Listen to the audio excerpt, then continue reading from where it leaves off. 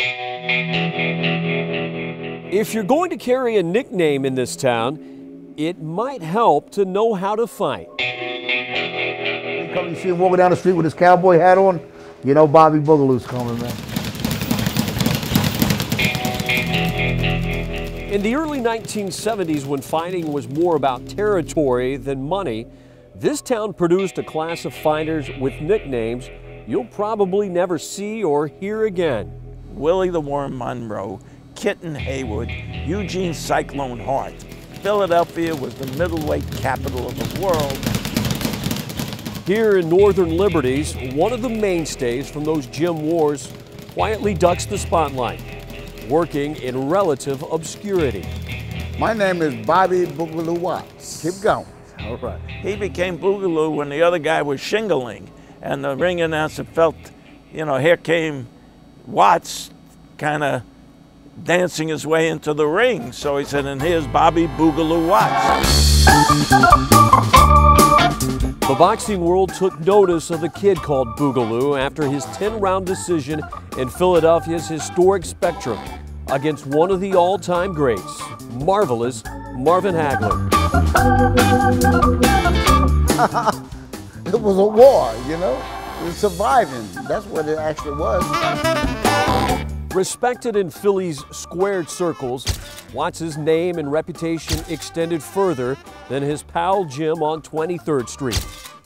He was vicious, tenacious, and he was one of the toughest guys I've seen in the ring. He did road work with Muhammad Ali, ran with Smokin' Joe Frazier, hoping to pave his way to be the next champion. But that title shot never came. I didn't want to be an Agent Bacon man, you know, that's for sure.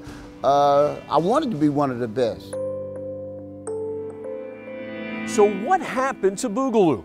All that promise, the wins, the knockouts, the fierce fighter with the catchy nickname from the middleweight capital of the world found out that having all of that simply wasn't enough, because for good or bad, boxing was all about business.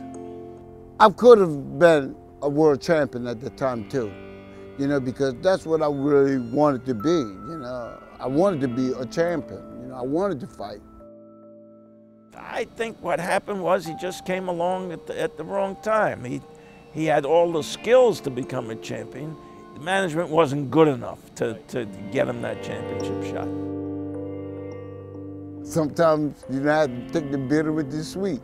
You win some, you lose some. So, you know, I didn't get that that opportunity to get to a world title. So I just. Champion or not, Watts is one guy who never left town. He's one of the backbones of this place.